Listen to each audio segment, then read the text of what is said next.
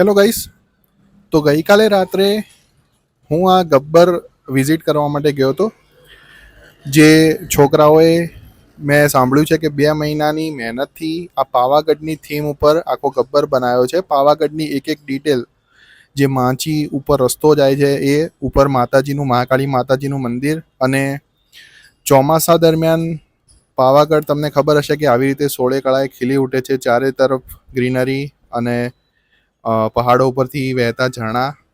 તો આ બધું બહુ ડિટેલ લેવલે બનાવ્યું છે અને 2 મહિનાની મહેનત લાગી છે આ આખો ગબ્બર તૈયાર કરવામાં.